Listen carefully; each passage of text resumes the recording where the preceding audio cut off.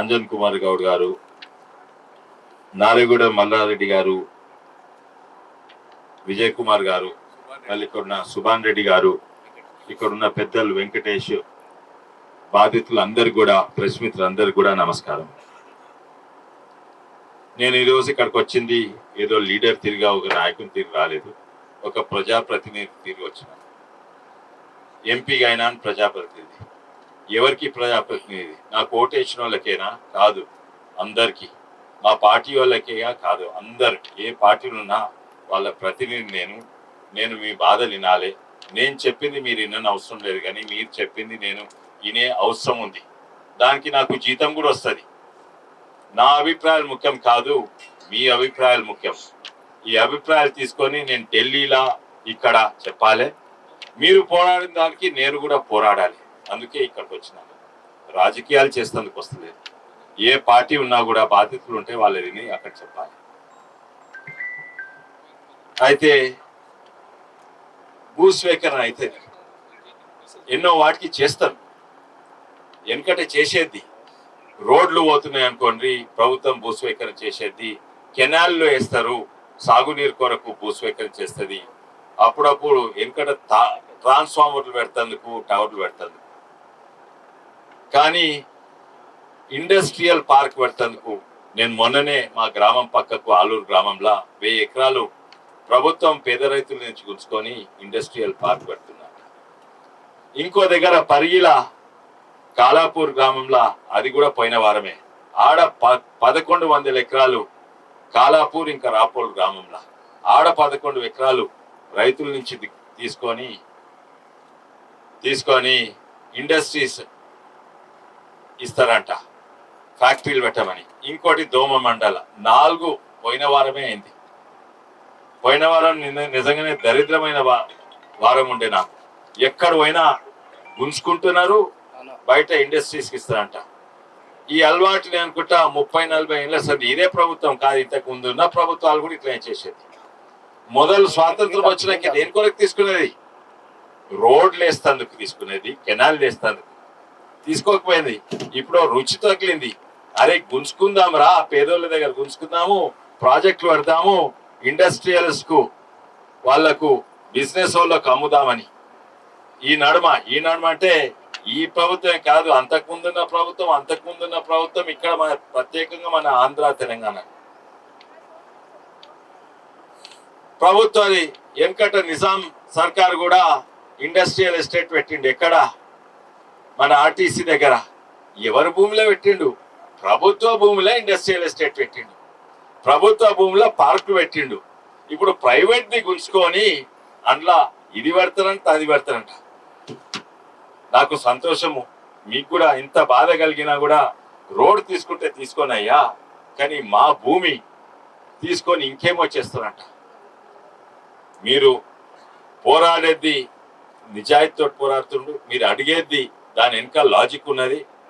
నేను మీతో ఉండి కొట్లాడతాను. ఎందుకంటే మీరు రోడ్ ఇస్తేందుకు తయారున్నారు, కానీ రోడ్ కాక ఈ భూమి ఎందుకు తీసుకోవాలి? సరే, దేనికో ముఖ్యమైన కారణం తీసుకుంటే ఆ కారణం ఏందని చెప్పాలి. ఎందుకు తీసుకుంటున్నా ఎవరికైనా తెలుసా? ఈడేం పెడతారంటే ఇక్కడ ఎవరికన్నా తెలుసా ఈడేం పెడతారని? మీరే ప్లాన్ లేకుండా ఫస్ట్ గుంజుకోవాలా, తర్వాత చూసుకుందామంటే అది నడవదు, చట్టం ప్రకారంగా నడవదు. ఇక్కడ ఎంతో మంది కేసేసిండ్రు, మీరు లాయర్లు కూడా ఉండొచ్చు ఇక్కడ. అది మా దగ్గర గుంజుకుంటే దేనికి పెడుతున్నారు అంటే దేశానికి లాభం అవుతుందా, ఎవరికైనా లాభం అవుతుందా, లేకుంటే ఆ పార్టీలకు వాళ్ళ జేబులకు లాభం అవుతుందా? ఫస్ట్ ఏం పెడతారు? సరే, ఇక్కడ ఒక పెద్ద ఏమైనా పెట్టేది, ఓ మాల్ పెట్టేది ఉంది, సినిమా థియేటర్లు పెట్టేది ఉంది. ఎందుకంటే ఇది మంచిగా పర్యాటక కేంద్రం చేస్తామంటే మంచిదే, కానీ మేం పెడతాము. మీరు ఏం పెట్టాలనో డిసైడ్ చేస్తే మేమే పెట్టుకుంటాం. మీరెవరు మా భూమి గుంజుకొని ఇంకెవరికి వచ్చి? ఇంకోటి మీరు స్పష్టంగా చెప్పని అవసరం ఉంది ఏంటంటే, మీరు ఈ భూమి గుంజుకొని ఏం చేస్తారో అది మళ్ళీ ఏమనుకో అమ్ముతారా? మీరు అమ్ముతానికి లేరు. ఎవరయ్యా ఇక్కడ భూమి కొని అక్కడ అమ్మేటోళ్ళు ఎవరు? వాళ్ళని ఏమంటారు? ప్రభుత్వం చేసే పనులా? కాదు. నిజంగానే ఏమైనా అభివృద్ధి కావాలంటే మీరు ఇక్కడ ఎట్లుంటే మంచిగా, ఏమి చేస్తే మంచిగా, ఈడ పర్యాటక కేంద్రానికి ఏమైనా మాల్లు థియేటర్లు ఏమైనా పెట్టేది ఉంటే మాకు చెప్పండి, మేము చేస్తాము. మాతో సాధ్యం కాకుంటే మేము అమ్ముతాము. మీరెవరు మా దగ్గర తీసుకొని అమ్మేది? మొట్టమొదలు ప్రభుత్వం చెప్పాలి ఏం చేయదలుచుకున్నారు. ప్లాన్ లేకుంటే తీసుకోరాదు. ఇక్కడ లాయర్లు ఎవరు ఉంటే అది అన్నిట్లో ముఖ్యమైన పాయింట్. ఇంకోటి, నేను ఎవరితో కొట్లాట పెట్టుకుంటాను కాదు. వాస్తవంగా నేను కాంగ్రెస్ పార్టీలు ఉంటుంది, అంతకుముందు టీఆర్ఎస్ పార్టీలు ఉంటుంది, అందరికి కూడా తెలుసు. ఇక్కడ మధు రిచ్ పార్క్ ఉండే, అక్కడ పెద్ద సమస్య. వాళ్ళే కాంగ్రెస్ పార్టీయే వాళ్ళు పర్మిషన్ ఇచ్చిండ్రు, ఇప్పుడు వాళ్ళే కూలగొడతారంట. అప్పుడు నేను రేవంత్ రెడ్డి గారు చెప్పిన, మీరే ఇచ్చిండ్రు, మీరే కూలగొడతారు. అది కూడా నోటీస్ కూడా ఇవ్వలేదు వాళ్ళకు. పేపర్లో చూస్తే తెలిసింది. ఇది మంచిదే అంటే అవును, వాళ్ళతో మాట్లాడేది ఉండే, వాళ్ళు మాట్లాడుకునే చేసినట్టే ఏందో అధికారులు తెలుసు కదా అట్లుంటారు. ఇప్పుడు నా నోటీస్ తెచ్చింది కదా, నేను వాళ్ళకి న్యాయం అయ్యేటట్టు చేస్తాను. ఇదే ఆయన నోటితో మాట చెప్పింది ఏంటంటే, వాడు 7 ఎకరాలు ఉన్నాయి, 400 అపార్ట్మెంట్లు ఉన్నాయి. ఆ బిల్డింగ్ 7 ఎకరాలు పోతే నేను 7 ఎకరాలు ఇచ్చి ఆ బిల్డింగ్ కట్టడానికి పైసలు ఇచ్చి దానికంటే కొంచెం ఎక్కువ 10% ఎక్కువ ఇచ్చి చేస్తా, వాళ్ళని ఒప్పించే చేస్తా అన్నారు. చాలా సంతోషం. మాట అయితే నాకు ఇచ్చిండ్రు. నేను అనుకుంటా ఇది చర్చలు జరుగుతున్నాయి, వాళ్ళ సమస్య పోతుంది అని అనుకుంటున్నాను. కరెక్టేనా? ఇప్పుడు కానీ మీ సమస్య ఉన్నది ఇక్కడ, మీది కూడా మంచిగా అడిగి చూస్తాం. నేను మీతోటి కొట్లాడతాను. ఎట్లా తీసుకుంటారు, ఏం చేయాలి? సరే, మీకు మంచి ప్లాన్ ఉంటే అది చెప్పండి మాకు. ఆ ప్లాన్ ఏందో చెప్పండి, మేమే చేసుకుంటాం. మేమే కడతాము థియేటర్. మాతోటి కాకుంటే మీరు మా దగ్గర గుంచుకొని ఇంకే కండిషన్ పెట్టాలి. ఇక్కడ లాయర్ ఉన్న వాళ్ళు ఒకవేళ స్వీకరణ చేస్తే మీరు మాట ఇవ్వాలి ఏంటంటే, ఇది తీసుకొని వేరే వాళ్ళకి అమ్మరు, ఇది తీసుకొని వేరే వాళ్ళకి లీజ్ ఇయ్యరు, ఇది తీసుకొని ఇక్కడ బిల్డింగ్ కట్టి ప్రైవేట్ వాళ్ళకి నడిపియమని ఇయ్యరు. ఏది ఇచ్చినా ఏది చేసినా మేమే ఇస్తాం, మేమే చేస్తాం. అది మీరు చెప్పండి. మీకు వ్యతిరేకం లేదు. ఇది మంచిగా చేసుకుంటే మీకెంత సంతోషమో మాకెంత సంతోషం. ఉండి కొట్లాడదాం. నేను కేంద్ర ప్రభుత్వం చట్టం ఉంది. ఏం చట్టం అంటే, ఇది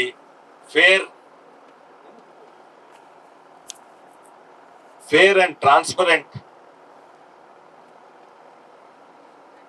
అక్విజిషన్ ఆఫ్ ల్యాండ్. అంటే అందరికి తెలిసేటట్టు ఎందుకు తీసుకుంటారు, ఏంది వీడు ఎందుకు తీసుకుంటారో తెలియదు, మీ భూమి కావాలని చెప్తున్నారు. ఇంకా అందరికి న్యాయం జరిగేటట్టు. ఇది 50 కోట్ల భూమి తీసుకొని 2 కోట్లు ఇస్తారు కాదు. 50 కోట్ల భూమి ఉంటే దానికంటే 2, 3, 4 ఇంతలు ఎక్కువ ఇవ్వాలి. కేంద్ర ప్రభుత్వం చట్టం ఉంది ఏంటంటే, గ్రామీణ ప్రాంతం ఉంటే ఈడ భూమి విలువ గ్రామీణ ప్రాంతంలో 10 లక్షలు ఉందనుకోండి, 4 ఇంతలు ఎక్కువ ఇవ్వాలి, 40 లక్షలు ఇవ్వాలి. మన పట్టణంలో ఇది 50 కోట్లు ఉందనుకోండి, 2 ఇంతలు ఎక్కువ ఇవ్వాలి. అంటే ఈడ 50 కోట్లు ఉంటే 100 కోట్లు ఇవ్వాలి. ఇంకోటి ఏంటంటే, ఏమైనా ప్రైవేట్ చేస్తే 80% మనుషులను ఒప్పియాలి. మీరు ప్రభుత్వానికి అవసరం ఉన్నాయి అంటే రోడ్లు వేస్తేందుకు 80% ఒప్పియని అవసరం లేదు. ఇక్కడి నుంచి రోడ్ వేస్తాము, ఇది అవసరము, దేశానికి రాష్ట్రానికి అవసరం అని తీసుకోవచ్చు. కానీ ఇక్కడి నుంచి రోడ్ వేస్తారా? ఏమో చేస్తారు మాకు తెలియదు. ఇక్కడ ఏమన్నా ప్రైవేట్ గా ఏమైనా ఇటువంటి చేయాలంటే అవసరం 80% ఒప్పుకోవాలి. ఒప్పుకుండ్రా? ఎవరైనా 50% ఒప్పుకుండ్రా? ఒప్పుకోలేదు.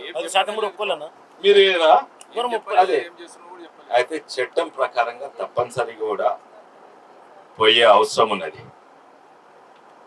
ఇక్కడ ఆలూరులు అంతే. ఈ పోయిన వారం మా ఊరు పక్కకు ఆలూరు. కానీ ఇంకో చాలా ముఖ్యమైన విషయం, నేను ఇక్కడ హైదరాబాద్లో మా కొడుకు ఏదో బిల్డింగ్ కడదాం, అందరు రియల్ ఎస్టేట్ చేస్తున్నాయినా అంటే, దండం పెట్ట కొడుక, ఇక్కడ కొనకు, అందరూ ఇవున్నాయి అవున్నాయి కరప్షన్.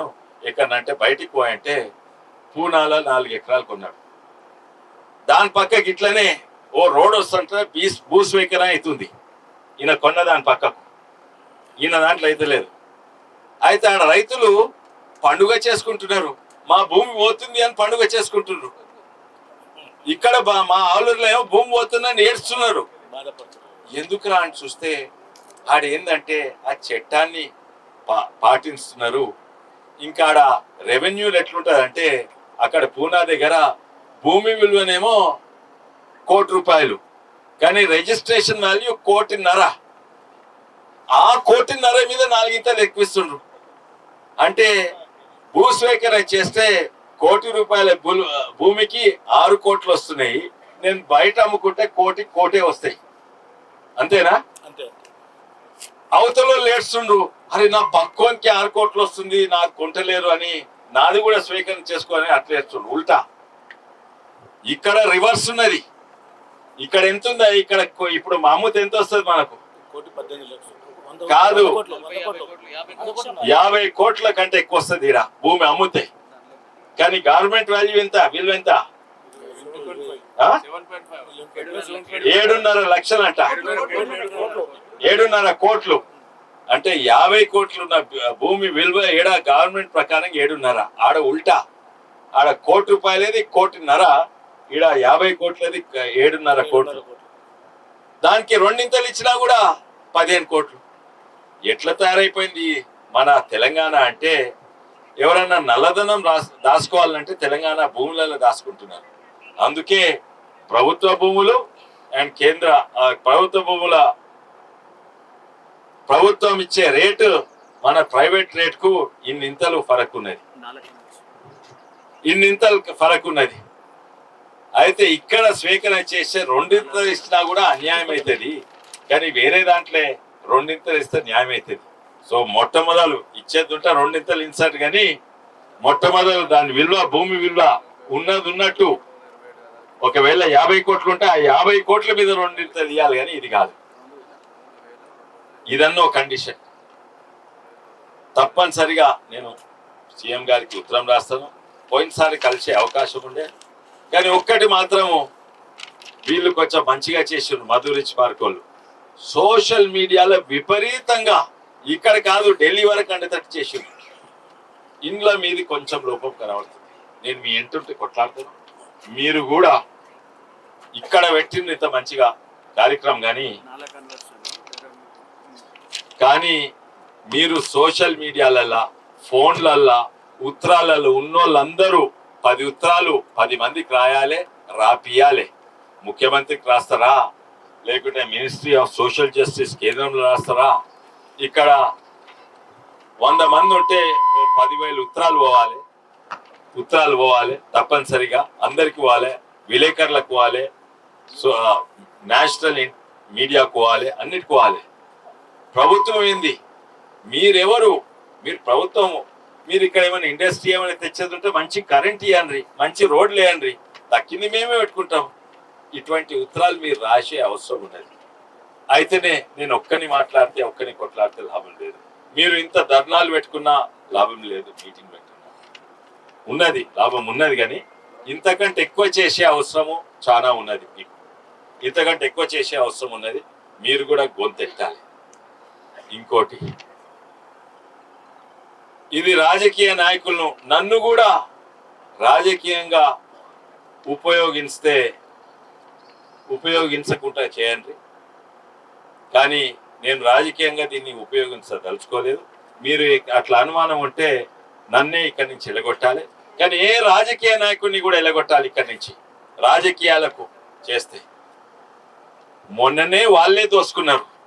ఇప్పుడు మళ్ళీ వచ్చి రాజకీయ అవకాశం కొరకు రాజకీయ రాబందులు అంటే చిన్న కుక్కపిల్ల కుట్టుతుంటే మీ నుంచి రాబందులు వచ్చి పడతాయి కదా. ఇక్కడ మీకు ఇబ్బందులు ఉంటే ఎంతో మంది రాజకీయ రాబందులు వచ్చి మీ మీద పడతాయి. మొసలి కన్నూరు మీతోటి కూడా చేస్తారు. అట్లా చేస్తే ఉన్నది పోతుంది మీకు. ఎందుకంటే 2 పార్టీలు కొట్లాడుతుండొచ్చు అక్కడ, వాళ్ళు మిమ్మల్ని ఉపయోగించుకుంటారు. మొన్న ఇంతకు ముందున్న ప్రభుత్వము 4,000 ఎకరాలు ఫార్మా సిటీ అని నా చేవెళ్ళ పార్లమెంట్లో గుంజుకొని ఆ రైతులందరూ ఏడ్స్తుంటే నోట్లో, చిన్నపిల్లలు ఏడ్స్తే నోట్లో చాక్లెట్ పెడితే బంద్ చేస్తారు కదా, గట్ల 4 లక్షలు వాళ్ళ నోట్లో పెట్టిండ్రు. ఇక్కడ 4,000 ఎకరాలు ముచ్చర్ల అంటే ఇబ్రాహీంపట్నం నా ఇక్కడ దిక్కు. మొన్ననే ఇక్కడ హైదరాబాద్ లా చందన్వేలి దగ్గర అక్కడ 1100 ఎకరాలు గుంజుకున్నారు. ఏడ్స్తే ఆడ ఒక్కొక్క ఎకరము 3 కోట్లు 4 కోట్లు 5 కోట్లు ఏడ్స్తే వాళ్ళకి 9 లక్షలు ఇచ్చిండ్రు. వీళ్ళు పాతైన కొడుకు బయట ఇండస్ట్రీకి ఎంత అమ్ముకున్నారు? బిల్వాడ 3 నుంచి 5 కోట్లు ఎంతకు అమ్ముకున్నా అంటే 20 లక్షలకి అమ్ముకుండు. ఎవరన్నా తెలియలేదా? తక్కినే జేబులో పెట్టుకున్నాడు. 20 లక్షలకు అవతల సీతారాంపూర్ అని మా గ్రామం పక్కకు దేవుని భూమి అంటే దేవుని భూమి అంటే దేని వచ్చి వ్యవసాయం చేస్తాడు చేయడు కదా, ఎవరో పేద రైతులు చేస్తాడు, గుడి కింద కడతాడు. దేవుని భూమి 1100 ఎకరాలు కబ్జా పెట్టిండ్రు. అది అమ్ముకున్నారు గుంజి అమ్మి. ఇప్పుడు వాళ్ళు వచ్చి మీతోటి మొసలు కన్నీరును వాడతారంట. ఎందుకంటే మీ మీద ప్రేమ కాదు, వాళ్లకు కాంగ్రెస్ మీద దుష్మని. మిమ్మల్ని వాడుకొని ఆ కాంగ్రెస్ ప్రభుత్వం మీద కొట్లాడతారు. అటువంటి వాళ్ళు మీద వచ్చి మొసలు కన్నీరు చేస్తే మీ ఉన్న పోరాటం కూడా బలహీనంగా అయితే. అవి కూడా మాట మల్లన్న సాగర్ మొత్తం ఊర్లు ముంచేసిండు. ఆ ప్రభుత్వం వచ్చి ఇప్పుడు వాళ్ళు ఉన్నప్పుడు ఇప్పుడు వచ్చి మీతోటి వచ్చి ఏడ్స్తారంట, మీతోటి వచ్చి పోరాడతామంట. వాళ్ళు ఉన్నప్పుడు గుంజుకున్నది వాళ్ళే. ఆ ప్రభుత్వం ఏం చేస్తుందో రేవంత్ రెడ్డి గారు మీరు కూడా అదే చేస్తున్నారు. మీరు మధురిచ్ పార్క్ న్యాయం అందిస్తారని అనుకుంటున్నాను. మధురిచ్ పార్కే కాదు, మధురిచ్ పార్క్ మీకు బంధువులు కాదు, చుట్టాలు కాదు, మిత్రులు కాదు. వాళ్ళు కూడా మన తెలంగాణ ప్రజలే, మన ఇక్కడున్న వాళ్ళు కూడా తెలంగాణ ప్రజలే. అందుకే అక్కడ న్యాయం చేయండి. అక్కడ న్యాయం చేసినట్టు నాకు నమ్మకం వస్తుంది. అదే న్యాయము ఇక్కడ చేయండి. నేను తప్పనిసరిగా మీ అంటుంటాను, మీ అంటుని కొట్లాడతాను. నేను చెప్పిన 2-3 పాయింట్లు అయితే మీరు పాటించండి. మీరు ఇక్కడ ఏం చేస్తున్నారు? మీరు లాయర్ లెవెల్ ఉంటే గట్టిగా కొట్లాడాలి. మీరు ఏం చేయదలుచుకున్నారు అది మేమే చేస్తాం. మీరు ఏం చేయదలుచుకుని ప్లాన్ లేకుండా తీసుకోరాదు. నేను ఫస్ట్ ఎవరికైనా తెలుసా? చెప్పినా ఏం చేస్తాను చెప్పకుండా తీసుకోరాదు. వాడి ప్లాన్ నుండి చూపెట్టాలి, అది మేమే చేస్తామని చెప్పాలి. లేదు, అదే లాయర్లు గట్టిగా కొట్టాడాలి. మీరు ప్లాన్ లేనిది తీసుకోరాదు నంబర్ 1. ఇంకోటి విలువదింది ఎక్కువ చేయాలి. లేకుంటే ఇవన్నీ కూడా ఆ నోటీస్ వాపస్ తీసుకోవాలి. ఇవన్నీ కూడా నిజంగానే ఇక్కడ రోడ్ వేస్తే కాదు, ప్రైవేట్ ఏమైనా పెట్టిస్తే మీరు వేరే వాళ్ళకు అమ్మరు, వేరే వాళ్ళకు లీజ్ ఇయ్యరు, వేరే వాళ్ళకు కాంట్రాక్ట్ ఇయ్యరని అవన్నీ రాయాలి. అయితే మీకు లీగలీ కూడా బలం ఉన్నది, నైతికంగా కూడా మీకు బలం ఉన్నది. అందుకే మీరు పోరాడాలి. నేను తప్పనిసరి మీ అంటుంటాను. నాకు కొంచెం నమ్మకం ఉంది ఏంటంటే, నేను రేవంత్ రెడ్డి గారికి సీఎం గారికి చెప్తే బహుశా ఇంటుండొచ్చు అనే నమ్మకం ఉన్నది. నేను తప్పనిసరిగా చేస్తాను. నమస్కారం. భారత్ మాతాకి.